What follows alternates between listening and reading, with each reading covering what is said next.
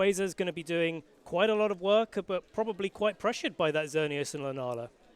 Yeah, so do you think either of these players are actually going to bring their Dittos? To be honest, I don't think so. And I think it would be a bit too much of a risk to bring that to these games. The rest of their teams are quite solid. We've got Jonas bringing that Sarina, going to stop that fake out coming out from Incineroar, where, and Kangaskhan, in fact. Kangaskhan on Jonas's side of the field going to potentially be blocked in some respects from that Crobat, having that inner focus ability that we saw in our last round.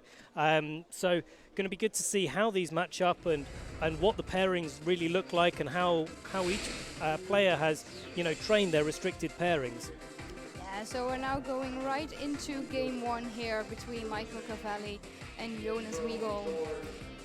We're just waiting on the screen right now, but just getting back to these teams. We've seen a lot of Rayover. It's been incredibly strong. Lunala Shrine is something we've seen, I think, a little bit less of.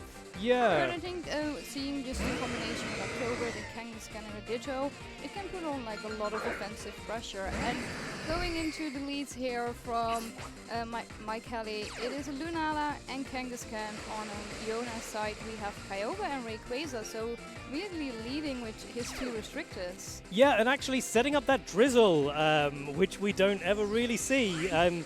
Kyogre normally opting for the blue orb to have that primordial sea and bring that strong rain, but actually Jonas deciding that, rain is enough. We'll have that. So interesting lead matchup. We don't know in that case what item Jonas is running on his Kyogre. In Sun and Moon series, we saw a lot of that choice scarf, so maybe something that we see in this game, but could be running any manner of other items here, not having to support that blue orb. Yes, as Mega Kangaskhan going for its Mega Evolution here, definitely boosting his attack power with the Parental Bond, as Lunala actually revealed that it is White Guard. As Kyogre goes for that Water Spout, so very well played for Michele here, actually going for that White Guard, as Kangaskhan is now free to go and hit a massive double edge into that Kyogre, actually bringing it almost down. Yeah, great play there from Michele. Identifying the Water Spout was something that he really had to be worried about. But that Rayquaza going for a Tailwind as well. So, really interesting things that we see coming out from Jonas here, and we're not being disappointed by Jonas's reputation. That Water Spout did move before both the Kangaskhan and the Lunala. Does identify that it's likely to hold that Choice Scarf, but even with the Choice Scarf, without the Choice Scarf, in that Tailwind now would be the fastest thing on the field, along with that Rayquaza. Michele does have that Shadow Shield intact and does have Wide Guard able to be used, so could go on the offensive here even though he's not in Tailwind. So let's see what he decides to do. Yeah, so he switches out his Kangaskhan, brings in Incineroar, probably just to make sure that he has Fake Out again, because but we actually just see Jonas go for that Water Spout.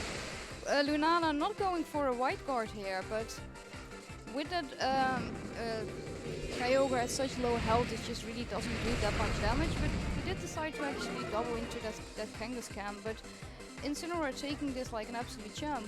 Yeah, absolutely, and Lunala setting up its own Tailwind to match Jonas's. Gonna see the Tailwind lag that we see, Michele at the end of the Tailwind, where they both have Tailwind up, he's going to have that one turn grace where Michele has Tailwind and Jonas isn't. So going to have to plan ahead on Jonas's side of the field and make sure that during that turn he's still got the pressure available to him. We saw the Water Spout come out, not doing much damage, but crucially did break that Lunala Shadow Shield and did a little bit of damage to Incineroar. So, good long game preparation for making sure that Lunala can be removed from the field later in the game. Yeah, so Jonas actually deciding to switch both of his Pokemon out. So we see Kyogre switching into Kangaskhan, and we do see that Ditto join the field here. Yeah, there we go. Billa VGC turning into Incineroar. Really apt nickname there for that Incineroar to take. But Jonas deciding to play on the defensive, not take any damage from that Moongeist beam from the Lunala, and Michele finishing off with a U-turn. Yeah, so he was meant to probably just keep his Incineroar out, make sure that he has that fake out. He could possibly just bring Kangaskhan back in, make sure that he has fake out again, or just go for Xerneas and go on the way more offensive side. Yeah, certainly. I mean, you don't want to have the speed tie between Incineroar on Jonas' side of the field now being that Ditto with speed tie with Michele's Incineroar, so doesn't want to risk that tie, just bringing in the Xerneas here and probably looking slightly longer term to bring his own Incineroar back in and maybe get that fake out Geomancy that we've seen so many times in this format. But Jonas probably able to maybe U-turn out that Ditto, bring it back for later if Michele decides to go for a Geomancy. We don't know what item that Ditto is holding, so maybe something like a red card we could see. Bring in, steal the boosts, take out the Xerneas from his side of the field, Michele's side of the field, and have a real advantage. Yeah, and we see actually Kangaskhan going for a fake out as Lunala moves up into the sky, goes for a Moongeist Beam, possibly going into that Incineroar, just really not doing that much damage. And we do actually see that it is a red card. You were completely right. Go. Yeah, coming out. So that's going to force Lunala to go back to his trainer, and actually really good switch in here for Michele, completely at random, bringing his Intimidate in, getting that Intimidate off. Incineroar coming in and bringing that Intimidate into the field and getting fake out pressure. Yes, especially if it is paired with the Xerneas, as we're seeing right now, he may also just be free to go for fake out and start doing damage. Yeah, exactly. I mean, the long-term goal for any Xerneas player is to be able to Xerneas people, and getting that Geomancy is the main way up. Main way to do that. That Kangaskhan not going to do so much damage because of the Incineroar's Intimidate, and so a bit more free if Michele decides to just go for that fake out on the Kyogre, which we know probably holds the Choice Scarf and can't protect. Get that Geomancy, it's going to be faster than the Kyogre, and then Michele is going to be able to really take advantage of that slot not being able to protect. And if it decides to switch out, whatever's coming in on Jonas' side of the field is going to take some really big damage. Yes, because nobody really wants to face down a Geomancy Xerneas. No, certainly not. No, and so actually see just here, again going for the fake out as we saw many times before, and we are going to see the Geomancy go up, meaning that next turn this Xerneas can go and do a lot of offensive pressure, because again the Kyogre can't protect, and against Kangaskhan doing a Dazzling Gleam is also definitely a good idea. Yeah, certainly, and something that we missed there, obviously the Tailwind still in play for Michele, so not even having to take the risk on that Kangaskhan's Double Edge, doing so much damage to the Xerneas, just able to get the Geomancy up before that Origin Spout came out, obviously not doing so much damage, and making sure that the Xerneas is really free to dish out its big attacks later in the game. That Kangaskhan has taken some damage, so probably a Dazzling Gleam, as you say, would be able to take the knockout there, and Michele just bringing in his Lunala, possibly setting up some Tailwind and some speed control to make sure that every turn for the rest of the game he's really in the lead. Yes, because I don't think Jonas can do that much at this point to stop that Tailwind going up. Certainly not, and that Ditto could come in for the Kyogre there and just maybe steal some of Michele's board position. But if Lunala does get that Tailwind up, Michele's going to know if his Lunala is going to outspeed his own Xerneas, and Xerneas on Jonas' side of the field if he decides to copy that Xerneas on Michele's side of the field, and it's going to take some damage for its trouble. Mega Kangaskhan again joining the field, also on Jonas' side, getting that parental bond. As we saw on Michele's side, doing a lot of damage. Xerneas going for this Dazzling Gleam is enough to pick up that KO on the Kangaskhan, as we were talking about. And Michele just taking 2 KOs here in this turn and getting Tailwind off. Yeah, really commanding position there for Michele, making the most use of that Dazzling Gleam to, identifying that he doesn't need to attack with the Lunala, he doesn't need to cover a switch, he's going to be doing enough damage just to ride this game out, making sure he's got the Tailwind so that when that Ditto comes in inevitably on the Xerneas side of the field, that, the Xerneas Dazzling Gleam on Michele's side of the field does go first, making sure, he can really take advantage of that and keep that advantage. And now Jonas is going to need a little bit of magic to come back into this game. But, we have seen stranger things. Yeah, so more going already into game 2 then. What do you think Jonas can already do, just seeing as how this game has developed? Because facing down a Xerneas and a Lunala in Tailwind, that's very, very tough to deal with. Yeah, it's quite a scary thing. I think going back to what we were talking about originally in Team Preview, that Ditto is a bit of a risk to bring to the game. Michele's obviously not brought his own Ditto, so that's sort of given Jonas the opportunity to copy anything he wants, as he decides to opt for a Protect on his copied Xerneas onto his Ditto.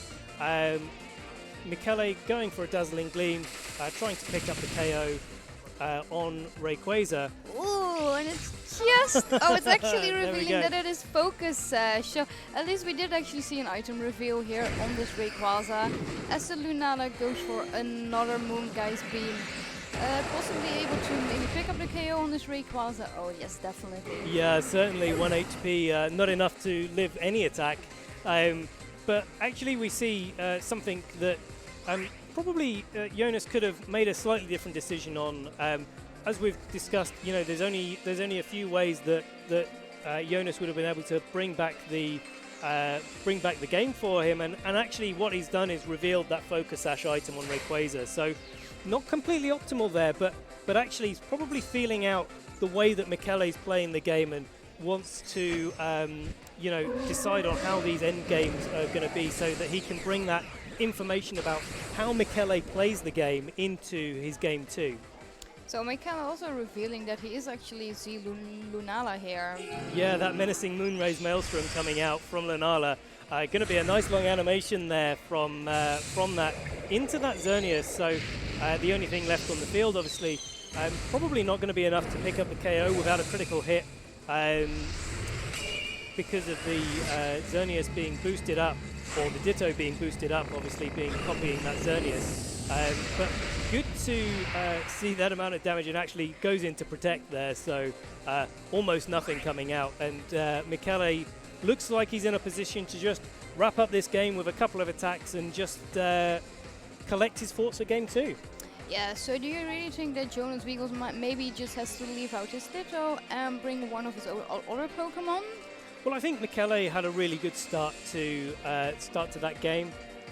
He brought the Jonas brought the Kyogre, the non-primal Kyogre, and didn't get any value out of it. He hit the Water Spout button, and the Water Spout button hit into a wide guard. So Michele really taking a commanding lead at the start of that game. So Jonas probably needs to just go back to the drawing board and find out a way that he can maybe take some more early game advantages, maybe pressure that Lunala a little bit more, so it can't support the team with both Tailwind and Wide Guard, and maybe clean up later game with that Choice Scarf Kyogre and just make it rain. Yeah, so what Pokemon would you like to see? Because now he led with actually Kyogre and Ray, which didn't seem to work out. What would you actually like Wiegel to do? Well, I think that Sarina would be quite good to bring to this matchup. The ability to stop both Kangaskhan and Incineroar, even though we didn't see Michele need to use those fake outs as much in this game, it still played a big part in the way that Michele was able to position and make sure that Geomancy went up. And we had turn 1, maybe the Wide Guard doesn't come out from Michele, and he can get an early advantage by just switching in that Sarina, activating the Queenly Majesty ability that blocks priority moves like Fake Out, and allows him to just get a full power Water Spout off early in the game, maybe knock out that Incineroar quite early, and allow himself the space to be able to, position as he wants, where Michele doesn't have that opportunity so much. So would you like to see Michele lead that Lunala again, just to make sure that if Jonas goes for like more Kyogre and a Tsarina, that he does have the ability to go for wide guard? I think so, and I think looking at Jonas's team, there's not too much reason not to bring that Lunala. Kangaskhan is the only thing that's really threatening it, and maybe that Ditto if Jonas decides to get a little bit brave and lead that Ditto, but not something that players typically do. So I think the lead from Michele, very strong, very solid, very stable, and allows him the opportunity to pivot very well and just, not lose turn one in the same way that Jonas was put straight on the back foot in the last game. Yeah, so we're going right into game 2 here between Michele and Jonas Wiegel, and we're going to see what they decided to lead with. So Jonas Wiegel completely switching it up here, bringing in Tapu Koko, bringing in Kangaskhan, not leading with Kyogre and Rayquaza this time. We are on Michele's side going to see Lunala join the field again, and so is the Kangaskhan. Yeah, good adjustment there from Jonas. The Tapu Koko always been known for its speed and good amount of power, but also the ability to volt switch and pivot around to really adjust his board position. So I really like this adjustment from Jonas, identifying that actually, that was one of the things that Michele did so well in the last game, was his ability to pivot.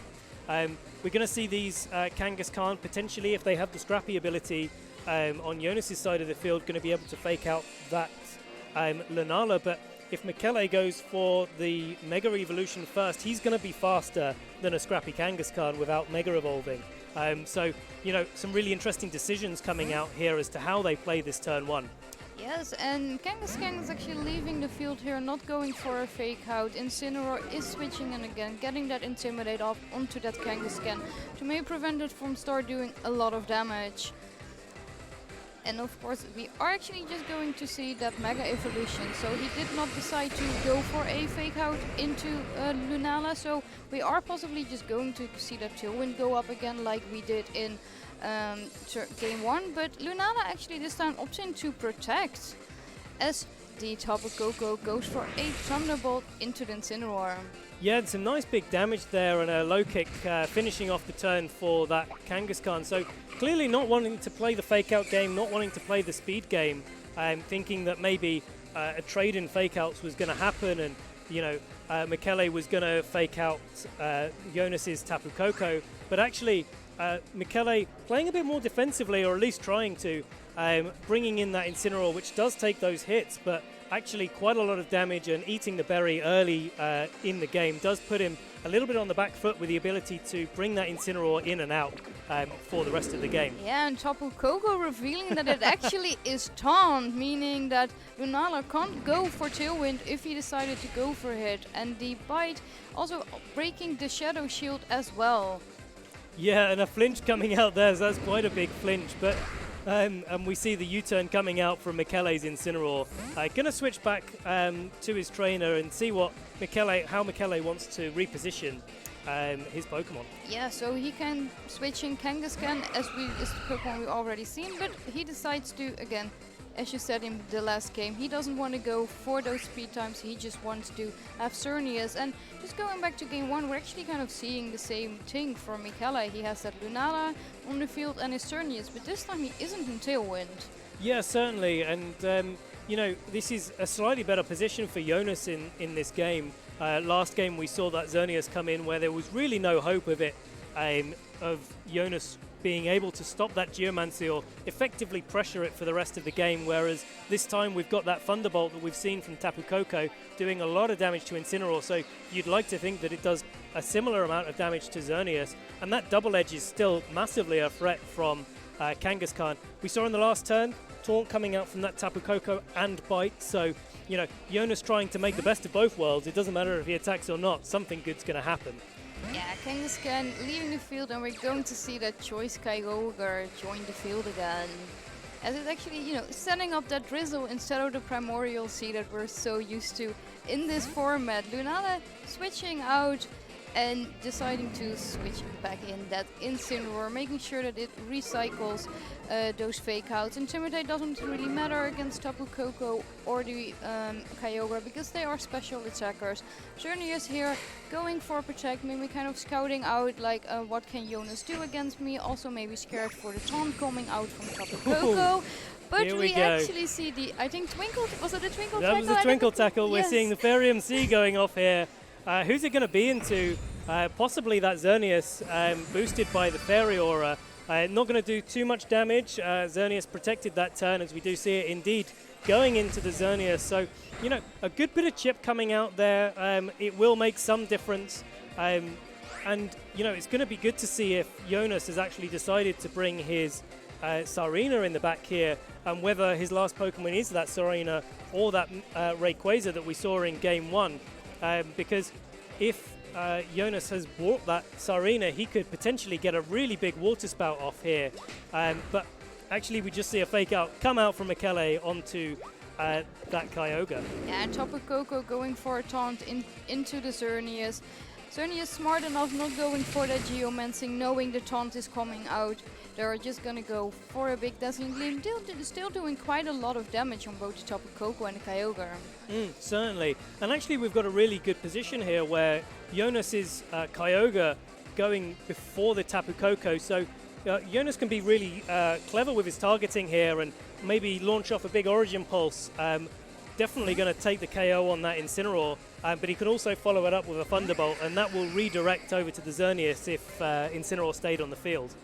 Oh, we are going to see that Origin Pulse going out, sadly missing the Xerneas there, but it's still going to actually take out the Lunala here, so it was enough to pick up the KO, meaning Gavelli is losing one of his restrictors, as Tapu Koko goes for a big Thunderbolt, doing a lot of damage there, and Michele going for another Dazzling Gleam, which is enough to pick up the KO on Tapu Koko, so maybe it can actually start going for Geomancies now. Well, potentially that Taunt's still got one more turn left before Michele can start going for the Geomancy, but we've seen Jonas actually taking quite a lot of damage on his own Kyogre, correctly locking into Water Spout, which is really good, but actually being able to really pressure that Xerneas, and that knockout on the Lunala on the switch-in, really important for this game, as it did mean that that Thunderbolt came off onto Xerneas and stopped it from being really able to run away with the game later on. Yeah, so actually both Kangaskhan now on the field, so we are actually possibly going to see a speed tie here. It is speed tie time. Or maybe they just decide to fake out. Fake out the other. There is a bit of a gentleman's rule with fake out. You know, you fake out the other thing. You never try and fake out a fake outer. But we'll see if these chaps are indeed gentlemen coming into the next turn. You know, Michele is going to have to be really careful of this. This Choice Scarf Kyogre here, it's threading the KO on Xerneas already, and also if he allows it to get an Origin Pulse off onto that Kangaskhan, it's going to do a great deal of damage and really put him in the driving seat for later in the game. So apparently he does want to just save his Xerneas, bring in his Intimidate, which will lower the attack stat of the Kangaskhan, just hoping that if I just get it down now a little bit more, he might just survive another attack. Yeah, but we do see the Kangaskhan now on Jonas's side of the field going for that Mega Evolution, and a fake out does go out onto the Kyogre, not enough to pick up the KO as Kangaskhan on Jonas's side of the field going for a big double edge and a critical hit there. Oh my god, picking up the KO on that Incineroar, and no fake out for Michele coming out there. No, you can see really Michele's face, like, oh, he was not expecting to lose his Incineroar here, and just he now doesn't really have the opportunity to go for any switchers or to fake or to intimidate this Kangaskhan. Meaning that it's probably still going to have quite a high damage output. Yeah, certainly, and you know, we've seen Kangaskhan in formats of old, they run Sucker Punch, but actually with some change in mechanics, Sucker Punch doesn't actually get seen that much in this format, and so, you know, probably not going to have too many opportunities for Michele to stop that Kyogre before it launches another Origin Pulse off onto Michele's side of the field. So yeah, Michele maybe just has to start hoping that the Origin Pulses start missing. Yeah, maybe so, as that Xerneas goes for a protect. Yeah, just not wanting to take any attacks, not any Origin Pulse coming out from that Kyogre.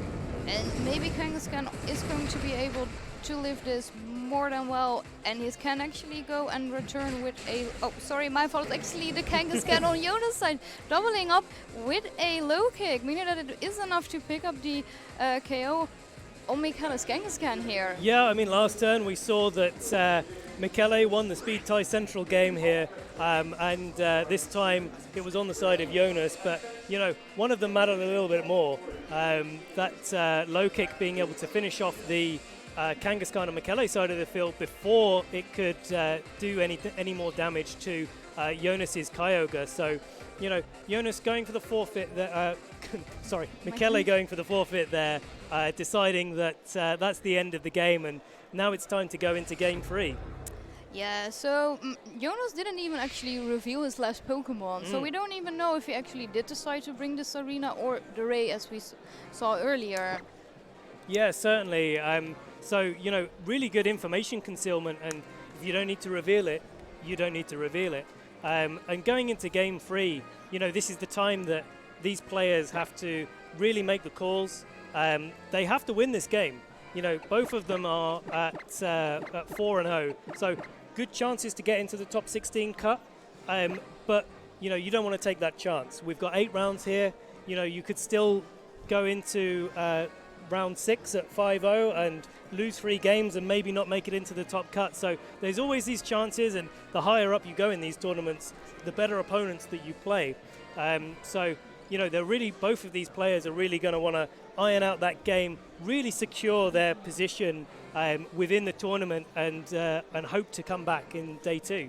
Yeah, so Jonas actually deciding to leave the Ditto at home this time seemed to work really, really well for him. So Michele got a little bit unlucky with the speed ties, but I think I'm pretty sure that also the Origin pulses on Jonas' cycle did miss a few times. Yeah. So now going into game 3, do you think Michele has to kind of adjust the Pokemon that he's bringing? I think he's got to just play them slightly differently. That Crobat and Ditto probably not going to do a great deal of work against the Jonas's team composition. And certainly, you know, Crobat's there for typically a Xerneas matchup, which doesn't feature on Jonas's team. So I think Michele's not forced, but, you know, it's definitely a strong decision to keep with the Pokemon that he has been using, and just reposition them slightly differently, just see if he can maybe do a little bit more damage to that Kyogre and stop it from being such an offensive pressure so much of the game. Yes, we are going to go right into game 3. Michele having the same lead with Kangaskhan as Lunala as we saw in the last game, and Jonas Wiegel leading his Kangaskhan and his Choice Scarf Kyogre. Here we go, so more speed ties coming out. If we didn't have enough speed ties in game 2, game 1, we've got some more coming out in game 3. So, you know, we have seen these players adapt to, you know, how these speed stats match up and switch out. We saw that quite early on. But Michele's going to be pressured. He's not going to want to bring that Incineroar potentially into a Water Spout or an Origin Pulse from that Kyogre. So, you know, and that means that if he does, he has to use Wide Guard. So some really, really good pressure coming out there from Jonas, being able to just pressure with some big damage, some fake out, and even if he risks the speed tie, actually it may still be the right decision for him. Yeah, so we are seeing the beautiful Mega Kangaskhan with the parental build, with his little kid joining the field, and we actually see that the Kangaskhan on Jonas' side decided to not Mega, but Kangaskhan on Michele's side did go for a fake out into that Choice Scarfed Kyogre. Yep, so confirming that both of these players are indeed gentlemen, and following the rules of VGC, where you always fake out the other Pokemon.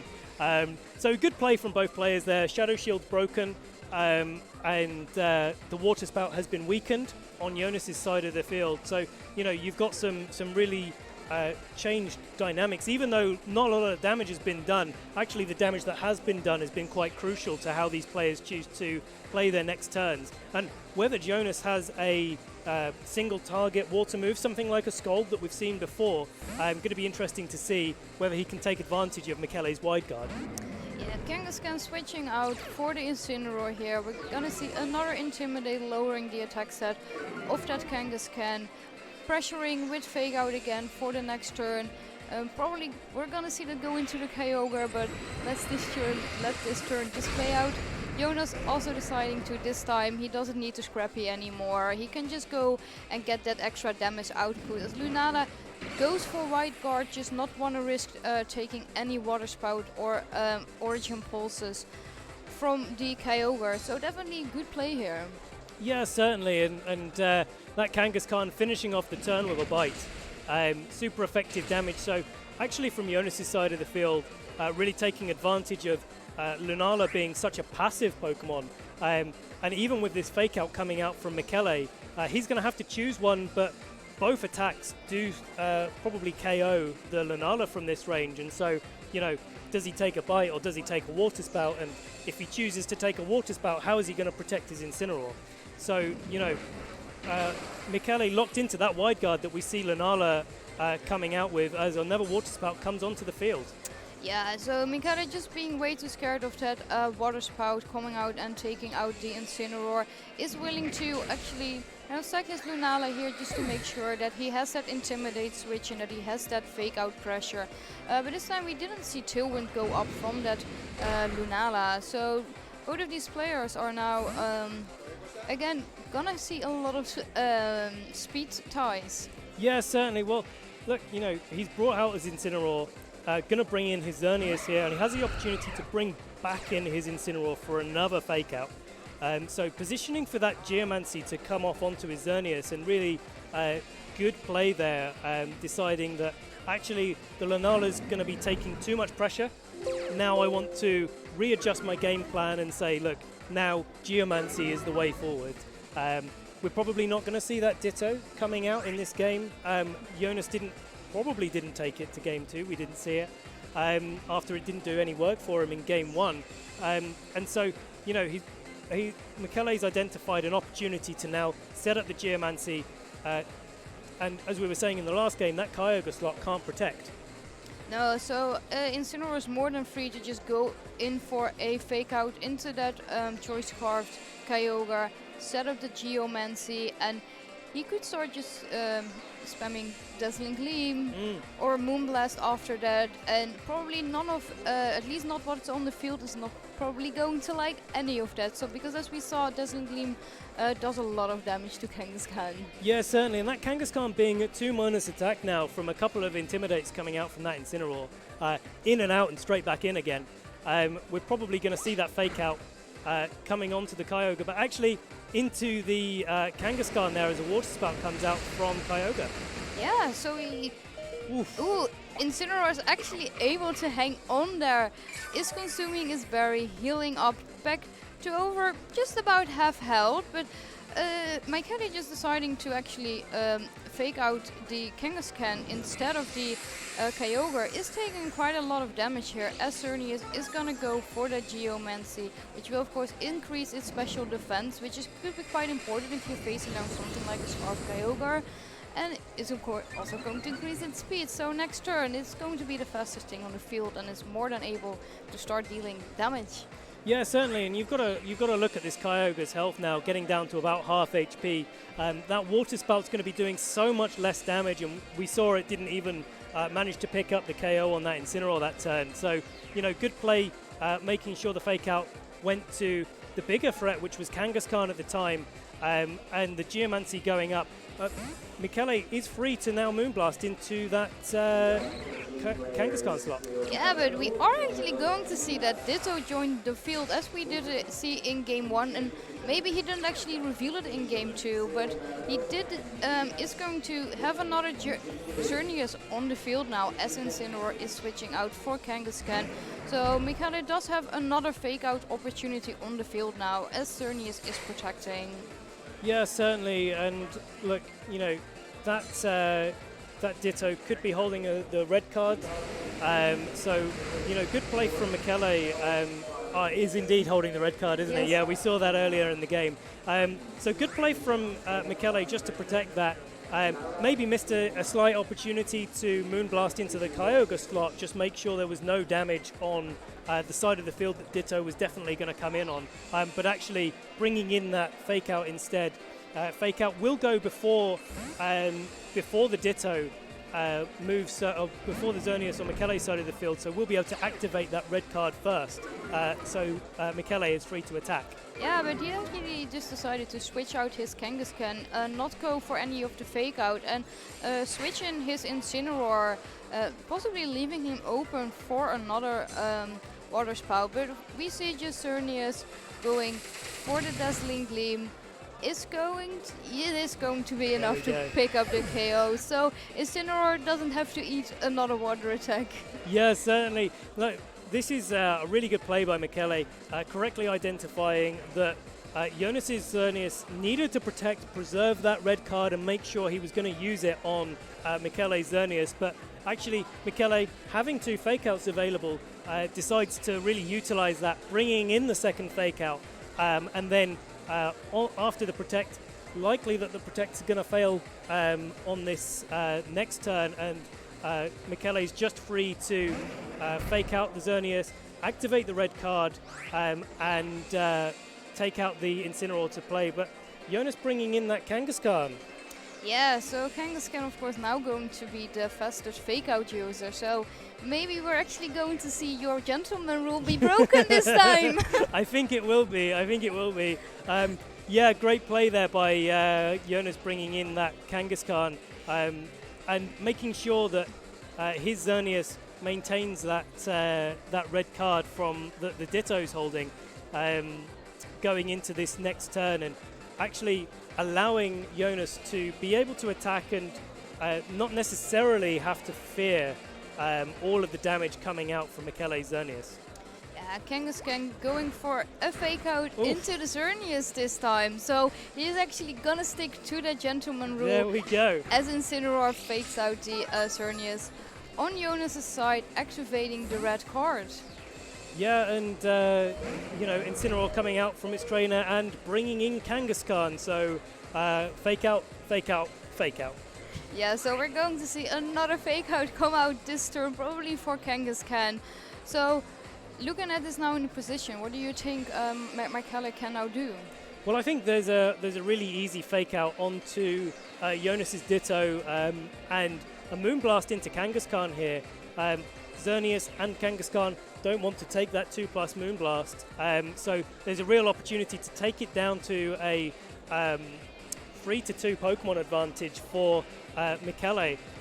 Michele may be able to, Jonas may be able to adjust to that, maybe take the opportunity to just attack with the Xerneas and say, let's give this a go. Yeah, because both Xerneas and Kangaskhan are quite low health, but we see actually Kangaskhan on Jonas Wiegel's side just switch out, bring in the Tapu Koko, set up the terrain again, as the Ditto, which is now a Xerneas, goes for a Protect, doesn't want to take any damage output from possibly a Moonblast going into that slot. Yeah, indeed, and a Moonblast coming out from Michele onto that Tapu Koko, which we saw in the last game was holding that Therium Z, so no way it wants to take that attack. And we see that return to its trainer, with Jonas having the ability to bring that Fake Out in again. Yes, that's something we've seen so much, like especially Michele's side, having that Kangaskhan, having that Incineroar, and he's been able to utilize it so well, but now we're again two Kangaskhan facing down, so are they gonna Fake Out each other again, or are they maybe this time gonna go for something like Speed Tie? Well, I think Jonas is the one that's able to use the Fake Out this turn, so probably going to do that onto Michele's Xerneas.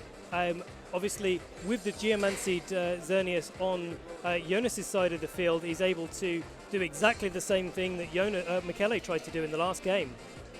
Yes, and the Xerneas on Jonas' side is going for a Moonblast here, more than enough to pick up the KO. So both of the players now down to the last two Pokemon, but Michele is now free to switch in that Incineroar, get another Intimidate, as we've seen so much in this game, and he has, of course, again, Fake Out.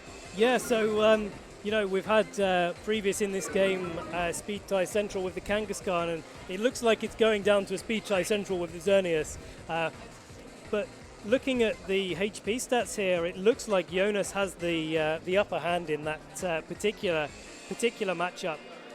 But towards the end of this turn, we may see that Michele has 2 Pokemon on the field and Jonas only has 1. So, you know, more than one thing to have to deal with, and it's going to be quite difficult for Jonas to navigate.